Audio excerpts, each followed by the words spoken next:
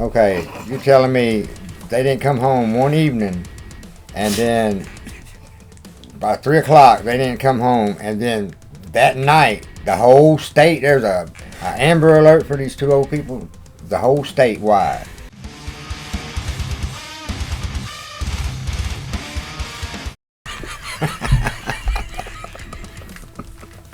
Well, yeah. We're taking over the spooky Saturday night. This is... You don't know who he is. We're taking over scary Saturday nights. This is... Damn it. I keep on forgetting my... We're taking over spooky Saturday night. This is Dewey and my bro Elmo. Tonight we are checking out Mr. Ballen. Top 3 disturbing missing person cases. Let's do this. Today, I'm going to share 3 progressively more bizarre missing person cases. Your But before we hands. get into those stories, if you're a fan you of gotta the know, strange, you dark, gotta and focus. mysterious delivered in story format, For real. then you've come to the right place because that's all we do, and we upload once a week. I promise So, you, if cut that's his of hands interest to off, you, he won't please be able tuck to the talk. like button into their bed and Probably give them a not. bedtime story, and then when they ask you for a glass of water, say, no problem, go get them a cup of water. I wonder if he does Come that. back, dump it on their he's stupid face. Also, please subscribe to our channel and turn on guess he all does. notifications so you don't miss any of our weekly uploads. Okay, let's get into today's stories.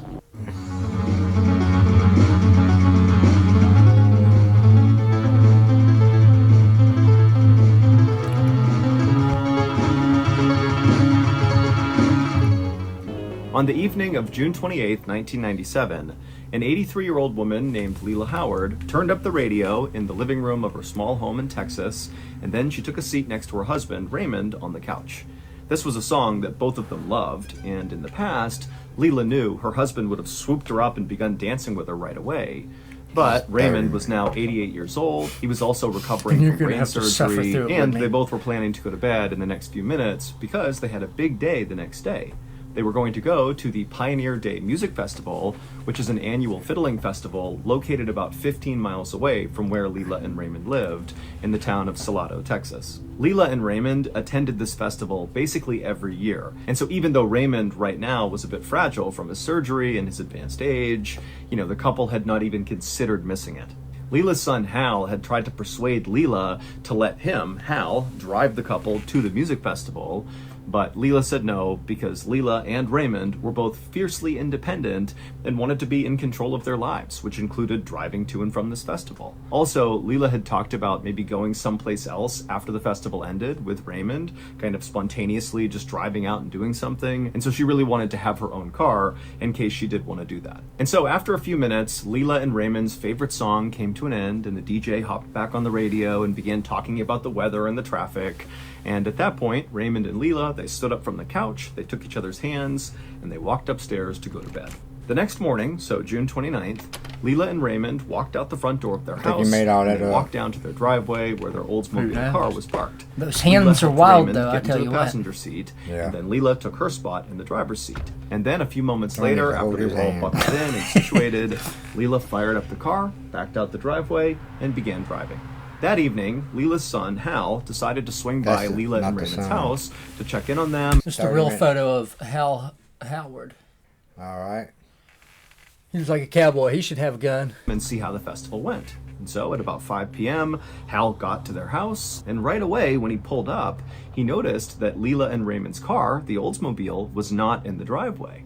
And so Hal thought that was pretty odd because by now they should have been back from the festival. In years past, they would always get home by about 3 p.m. at the absolute latest because they didn't like staying out late, and so it just seemed odd that they were not back by now.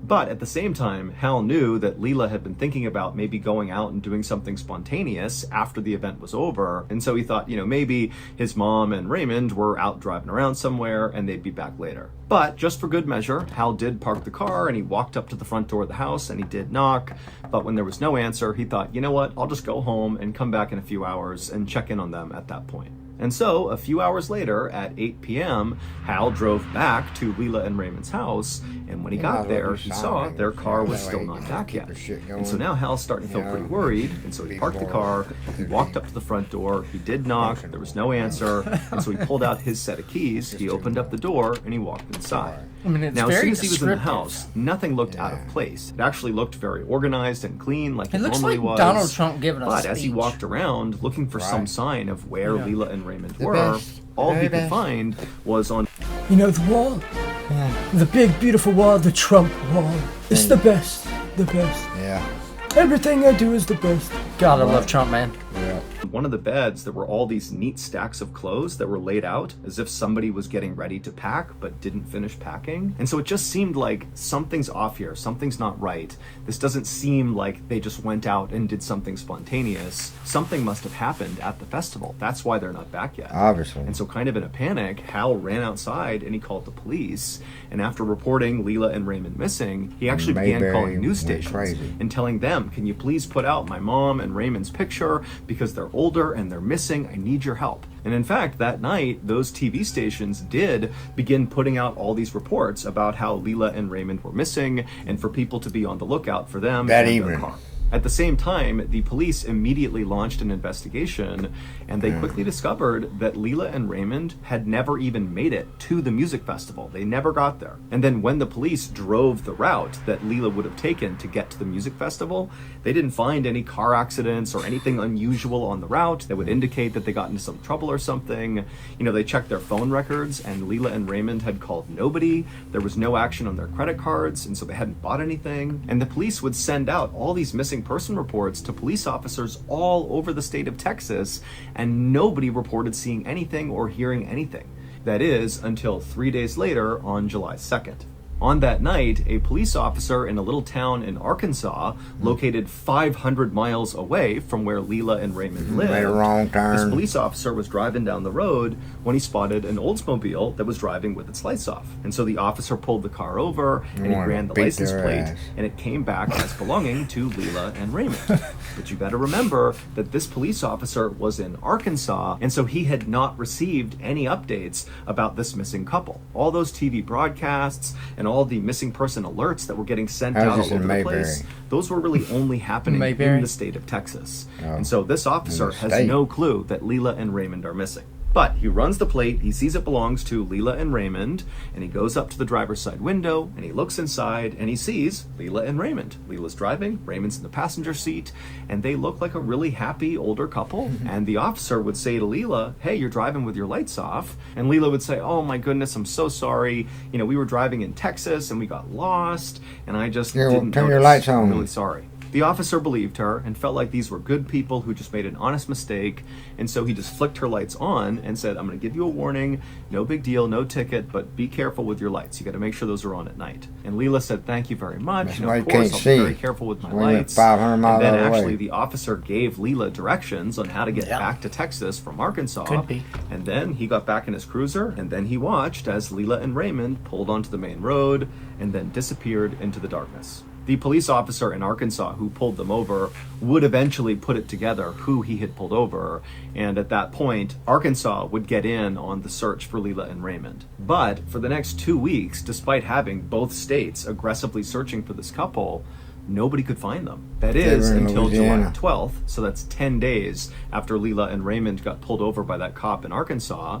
On that day, these two young boys were walking by a small stream in a town called Hot Springs, Arkansas, when they began to smell a terrible smell. They would end up telling their parents, who would come back to the stream, and they'd smell it too, They and were they would end up drinking alerting now. the police, and the police would come out, was and they would drinking, search that entire area, the and they bodies would laying find on Leela over and the Raymond's creek, Oldsmobile and they was at the base downstream of a drinking it. 25-foot cliff, and inside the vehicle were Leela and Raymond, and they were both deceased. It looked very much like Leela and Raymond had driven off this cliff and they had landed down below, and that's what killed them. But when investigators went up to the top of that cliff, there were no skid marks on the cliff itself, They were which meant hauling Leela, ass. who was driving, never hit the brakes as she went over the cliff. Oh, dang. Nobody knows why Leela and Raymond abruptly left their town and drove hundreds of miles into Arkansas Drive instead off of the going cliff. to their favorite music festival, although their family members have speculated that it could be because Leela and Raymond had declining cognitive function, and so they basically didn't know what was going on, and that's why it happened. But the reason this story is in this video is because this story about Leela and Raymond is what inspired a very, very famous song from the late 1990s. It's called The Way by Fastball, and for copyright reasons, we can't play it for you, but I'll sing you a line and see if you can remember this song. But where were they going without ever knowing the way? Anyone can... Look at them hands moving, man. I don't even know that song. I think you're right. I don't think he can talk without moving his hands. And see the road that they walk on is paved in gold. It's always summer, you'll never get cold. You'll never be hungry, you'll never be old. I never know this song either. Boom, there you go. If you know the song, now you know it's got a pretty intense backstory. The whole state was looking... Okay, you're telling me they didn't come home one evening, and then by 3 o'clock they didn't come home, and then that night the whole state, there's a Amber Alert for these two old people, the whole state wide. That's crazy. I'm serious about some shit. Texas. Talking about transitioning. Yeah, that's what they would do. They could cut that out. Late one afternoon in April of 2019, a middle-aged woman named Mary was cutting up some vegetables in her kitchen in northern Spain when she heard a knock on her front door. I think you can mute it and still hear what he's saying. Bruh, we gotta let him talk.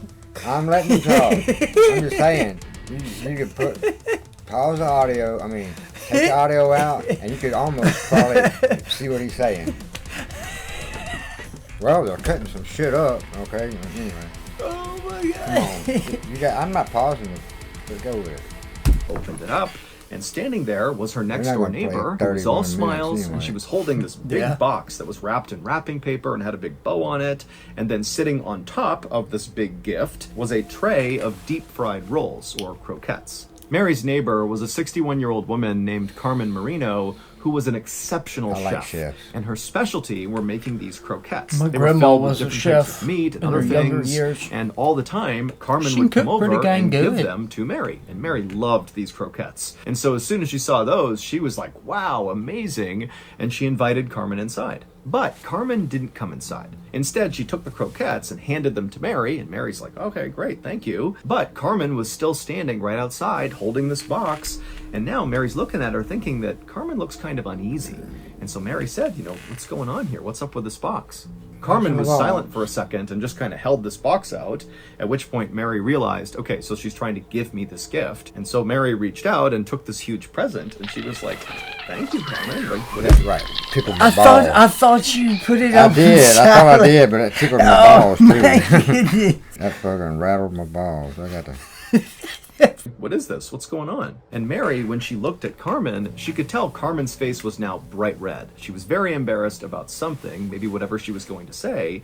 And so Mary just waited for Carmen to speak. And so eventually she would clear her voice, and then she would say, Mary, this is really embarrassing, but I need you to hold on to this box for a little bit. It contains my sex toys, and I'm having company over at my house, and I'm just worried that somehow they're going to find these things. Like that? Mary was so caught off guard by what Carmen was telling her that she just started laughing. Yeah. But Carmen didn't join in on the laughter. She just kind of looked down like she was totally mortified. Mary stopped laughing because she felt bad, and then Carmen kind of elaborated on why she had this huge box full of sex toys. She would tell Mary that, she bought them with the intent of using them with her boyfriend, but a couple of months ago he had broken up with her. But Carmen had held on to these in the hopes that the boyfriend would eventually take her back and they would get back together again and get to use these toys. And so even though this was a totally weird and kind of uncomfortable request, Mary kind of felt bad for Carmen. One, because she had to make this request of Mary, but also two, it was obvious that Carmen was pretty shaken up about, losing her boyfriend. And so Mary said, you know what? No problem, Carmen. I will look after your sex toys and I will enjoy your croquettes. And Carmen was so relieved and said, thank you so much. And then she turned and hustled back to her house. And then Mary shut the door and she brought the croquettes into the kitchen and she tried one and it was so good. And then she took the big box of sex toys and she went into the hallway. She opened up a closet and she put it on the top shelf and then shut the door. Over the next couple of days, Mary expected Carmen to come back over and reclaim her box of sex toys. But Carmen didn't. And when days turned into weeks and then turned into months, and still Carmen had not come over to get the sex toys, Mary was kind of annoyed, But she was just too embarrassed to go over to Carmen and be like, hey, why don't you come over and get your sex toys? And so Mary just decided she would leave it alone and not talk about it. And if ever Carmen wanted them back, she could have them. But if she never asked for them again, Mary didn't care. She would just eventually throw the box away, and that would be it. A few months later, on September 29th, 2019, so we're talking about 6 months or so from when the sex toys were first brought over to Mary's house. This is a 61-year-old? Well, on this day, Mary was kind of doing chores in the house, and she The began box. to smell a really bad smell coming from the hallway closet where the box of sex toys were. And so Mary opened up the closet, and for sure, she could Right tell where the your bad box smell is. was coming from this closet. And so she started by smelling the shoes that were towards the bottom of the closet to see if maybe she had stepped in something gross, but Well, yeah. We're halfway, not even yet. were all clean, and then eventually she reached the sex toy box. She pulled it down from the top shelf, and it had never been opened. I It's told you still the wrapped, box stank. but she just smelled the box, and she immediately reported because that had to Wash be your where the nasty terrible ass. smell was coming from. It was coming from Yeah. this box. And so Mary was totally Suddenly started repulsed at thinking. the idea that these sex toys smell horrible, but she carried the box into the kitchen and set it down, and she thought, is this a horrible betrayal of my friend's trust if I open up this box and look at her sex toys? It was But cut Mary out ultimately dicks. was like, you know what? Carmen has not come back for this thing. I'm opening this up because I need to know what's making this smell. So Mary went over and got a pair of scissors, and she cut off the wrapping paper, and then she opened up the box, and inside was like this big thing that had been sausage. wrapped in tinfoil, so all you saw was tinfoil. And so Mary, she reached down and kind of began to peel back the tinfoil, and it was kind of sticking to whatever was under That's it. what she usually And do, eventually, right? after she kind of yanked on it, she pulled the tinfoil off, and when she saw what was in there, It's she began alive. screaming and ran outside and called the police. It would turn It out was her Mary's husband's neighbor, dick. Carmen, who owned the box of sex toys, Yeah, so I'm saying he her was in the boyfriend box. didn't just break up with her a couple of months before she brought the sex toys over. No, her boyfriend, who was a 68-year-old 67-year-old penis in man it. named Jesus Baranda, he went missing around the know. time that supposedly Carmen and her boyfriend broke up. And so naturally, Jesus' family began looking for Jesus, and when they couldn't find him, they called the police. And eventually the police called Carmen and said, hey, you were dating Jesus around the time he went smell. missing. We're going to need to come to your house and search it. And when Carmen heard that, she knew she had a big problem. Because Carmen had murdered see. Jesus That's what I said. and What's cut in his the head off box? with a Oh. chainsaw, and she still had his head in her house. And so what did she do? Well, she boiled his head That's down, sexual. and then she put it in a box, wrapped it in tinfoil, and then she What a wrapped that box retarded- in wrapping paper, put a bow on it, and then went next door to Mary's house and said, hey, can you hold my sex toys for me? Because she knew Mary would likely not look in the box She if it was deserves sex toys. everything- And so anything Mary she took the got. box, put it in her closet, and then of course, the smell began several months later, and she would discover Jesus' head. Dumb bitch. Carmen was convicted of murdering her boyfriend. That and woman she was had a head sentenced in her to 15 house. years in prison. 15 years. Yeah, for cutting somebody's head off and giving it Oh. to somebody as a Well, I mean, it was box flat, and said but it was damn. sex toys. What the hell? Well, why don't you just throw it in the wood? I mean, do Yeah, something I with it. mean, do something. Fucking Shit, go burn feed it that to the motherfucker. hogs or something. Give it to Don't your give it to friend. your What the neighbor hell? and say it's sex toys. Yeah. Police were never able to locate the rest of Jesus. All they had was his The head. rest of him for But sex there's a toys. running theory that Carmen may have 80. used the rest of her boyfriend's body Oh, and ground bitch. it up and then Oh, my baked him God. into her croquettes. 15 that she years gave and some out to ass people whooping. like Mary and other people in her Man. neighborhood. That's all she got was But that's 15 just the years. truth. Yeah, that's crazy. That's fucking dirty bitch right there. Fucking. I'd kill that motherfucker. On the evening of June 24th, 1986, a 10-year-old boy named Juan Pedro Martinez Gomez bounced around in his seat and smashed his toy cars together in the cab of his father's big red tractor-trailer truck. Juan was so excited he could barely sit still. He always wanted to go for a ride in his dad's big truck. His dad was a long-haul trucker, but his dad always said no. But Juan had just gotten his best report card ever, and so as a reward for doing so well in school, Juan's father had surprised Juan and Juan's mom with this particular trip. Their plan was to drive from their hometown in southeastern Spain all the way across the country to the northern coast. And then once they got there, Juan's dad would offload the cargo that he had driven there. Juan and his mom and dad would stick around and kind of make a vacation out of it, going to the beaches and checking out the beautiful pastures where all the cows would graze. I mean, Juan was super excited. Juan's dad pulled the truck into this big lot with all these other trucks around, and then Juan's dad turned around and began backing the truck up so it could be paired up with the cargo he'd be hauling to the north coast. It was this huge 25,000 liter tanker that was covered in all these stickers and warning labels, and Juan's father didn't know what this tanker actually contained, but he could tell, whatever it was pretty dangerous and also very important. And so as Juan's dad is backing up skillfully to line up with this tanker, Juan is just sitting in the back seat, absolutely transfixed at how cool his dad is. I mean, this is like the most amazing thing Juan had ever seen. And so finally, Juan's dad successfully hitched the truck to the tanker. And so once they were all hooked up, Juan's father yelled out the window and said bye to the people he worked with. And then Juan's father put in Juan's favorite tape cassette into the stereo and turned the music up. And then he turned onto the road and began making his way toward the highway. Juan's dad would drive basically all night, and Juan and his mother would basically sleep all night.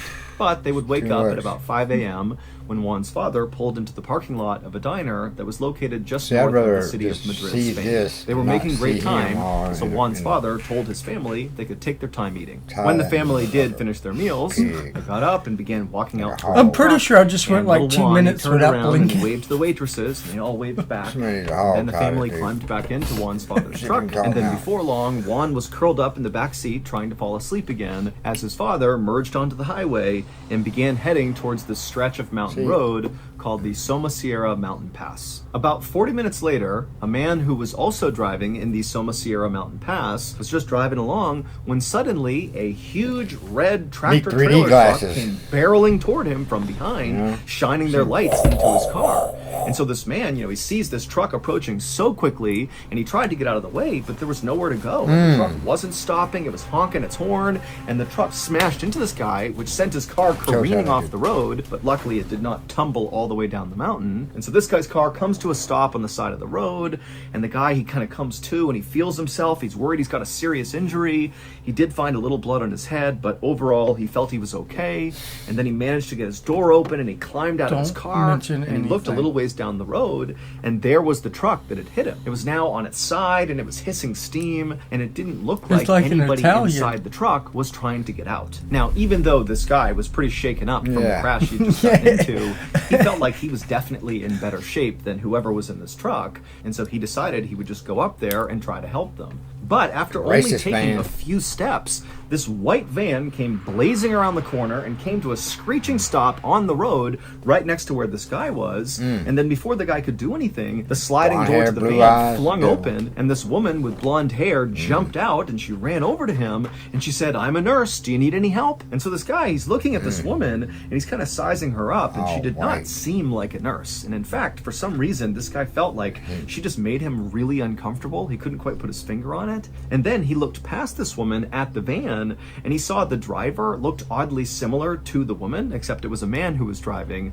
but he also had very bright blonde hair, and he had these striking blue eyes that really stood out even from a distance. And then in the passenger seat of this van was this elderly woman who was just staring daggers at this guy who's now talking to this nurse who's right next to him.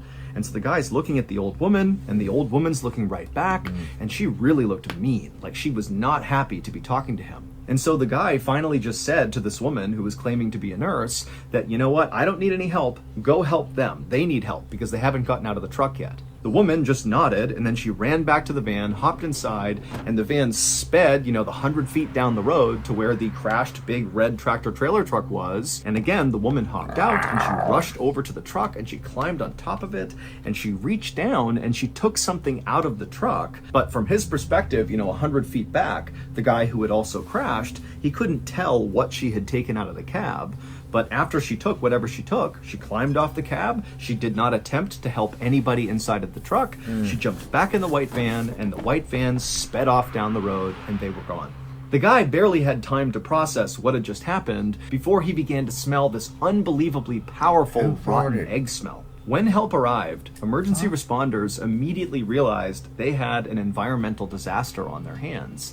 The big red tractor-trailer truck which was Juan's father's truck, was hauling Oh, nice. 25,000 liters of sulfuric acid. And that rotten egg smell they were smelling in the area meant the air was now becoming Lovely. toxic as the sulfuric acid leaked out and of began course. interacting with the ground and making its way into the nearby river. So before anybody could even go inside of this truck to see if there were survivors, they had to basically cover it and the surrounding areas with hundreds and hundreds of pounds of sand and lime to try to counteract the acid. It would take hours to do this, and in that time, nobody came out of the Dude, truck's get cab. dissolved? And then finally, when emergency crews were able to go up to the truck and look inside, they discovered that the vehicle's occupants were all dead. However, there were only 2 bodies. It was Juan's mother and father. Juan was nowhere to be found. Now, one of the theories was, well, when this crashed, maybe the sulfuric No, it would've acid still been landed mush. on Juan's Yeah, it body would've been something somehow there. and literally dissolved him, and so that's why he was not found. But that's Just not possible totally. because it would take much, much longer for sulfuric acid to totally eat away someone's body. And Yeah, the for a body long would have time. to be fully Imagine all the submerged moisture in your the blood acid and the everything would entire react time. So violently that with could the not acid have too. happened. Rescuers would search the entire area deep into the woods in all directions, looking for signs of this child, but there were none. And when investigators All right, attempted to Cooter, get in that recreate truck this and hit that accident tree. to try to figure out what actually caused it and why it happened, what they would learn would only Juan. confuse them more. Juan's father's truck had nothing wrong with it mechanically, meaning the brakes weren't messed up, the accelerator wasn't messed up. There really was no reason why this truck should have crashed unless it was intentional. That's the only way this could have happened. Also, the truck contains something called a tachometer, which registers every time the truck slows down or stops. And when investigators looked at the record from this tachometer, they discovered that Juan's father had slowed down or stopped 12 different times between leaving the diner and crashing. But the route from the diner to the crash site was a straight shot with no traffic lights or stop signs. Basically, there had been no reason from the diner to the crash site to ever slow down or stop. But again, Juan's father did 12 separate times. And then also there were Oh, he traces was of on heroin heroin. that were found in a hidden compartment in Juan's father's But truck. he was on Now, heroin, he Juan's just never got parents caught. had no criminal record and absolutely no connection to drugs or the cartel, but investigators did consider a theory that, perhaps a drug cartel ambushed Brown. Juan and his family, and ultimately Juan was kidnapped. But there was one more really strange element to Juan's disappearance, and that was that white van that guy saw right after the crash. Multiple people in the area around the Soma Sierra Mountain Pass said they saw that exact white van because they all remembered the woman and the man who had that The devil. same really bright blonde hair. It just was something that was kind of unique Maybe. and stood out. But the police tried to track down this van and the man and the woman and the elderly woman who was also claimed to have been seen inside the van, but no trace of that van was ever found. And also, police were never able to figure out what that woman actually took from inside of Juan's father's cab before they sped off and disappeared. Missing person posters of Spain. Juan went up all over Spain, Sightings, yeah. and almost immediately loads of sightings were reported of Juan, but every time the police followed up on these sightings, they never panned out. Interpol, which is a major international police organization, called Juan's disappearance one of the strangest disappearances in all of Europe. 1 year after the crash, so in 1987, a driving instructor in Madrid, Spain, was filling out some paperwork in his office when he heard a knock on the door. When he answered the door, he found there was this elderly woman who appeared to be blind, and with her was a young boy who appeared to be about 11 years old. The driving instructor asked them, how can I help you? And he watched as the elderly woman turned and whispered something into the little boy's ear. And the driving instructor, he could hear her whispering, but he couldn't understand what she was saying. It sounded like a foreign language. And in fact, it would turn out they figured out she was speaking Farsi, which is the language spoken in Iran. The little boy listened to the elderly woman, and then after hearing what she had to say, he turned to the driving instructor and he asked in perfect Spanish, "Where's the US Embassy?" The instructor gave them directions, and then the little boy nodded, and then he and the elderly woman, they turned around, they grabbed each other's hands, and they began walking away. And as they walked away, the driving instructor, he just couldn't help but feel like there was something oddly familiar about these two people. And so he flagged them down and he said, "Come back for a second." And so the boy and the woman, they came back, and the driving instructor, he asked the boy, he said, "Do you live in Spain? And if you do, how long have you lived here for?" And when he asked the boy this, The boy immediately looked really afraid and just didn't say anything and kind of just stepped back like this, like he wasn't going to answer. And then the elderly woman, she turned and she whispered something else into the boy's ear. And then after she was done talking, the boy kind of settled down and he looked at the driving instructor and he said, 6 months. And for some reason, at this exact moment, the driving instructor realized why this boy seemed so familiar. He remembered seeing him on all those missing person posters all over the place. And so the driving instructor, he couldn't remember the boy's name. And he goes, hold on a minute. He turns and he runs inside of his office and he finds one of the posters that said Juan Pedro Martinez Gomez. He grabbed it and he ran back out to show it to them and be like, hey, they're looking for you. But when the driving instructor came back to the front door, the boy and the blind old woman were gone. And so the driving instructor, he stepped out, he's looking around, he's yelling out for them. They were gone. Now, it's important to understand that to this day, no sightings of Juan have ever been confirmed, and that includes the driving instructor who claimed to have seen Juan. But to this day, Juan's body has never been found, he's still missing, and his case is still unsolved. You realize we've been watching them for 45 minutes and it's a 30-minute video. Ass hurts. I got to stand up. Cool. Cool. All right, folks, what do you think it could be? Ghost people? Creepy old Nazi blonde people with blue eyes? Could it be ghost? Could it be cartel? Let us know in the comments. Don't forget to like, share, and subscribe. And hit the bell notification. Until next time, come at me, bro. The Brodown is over! Let's bro out!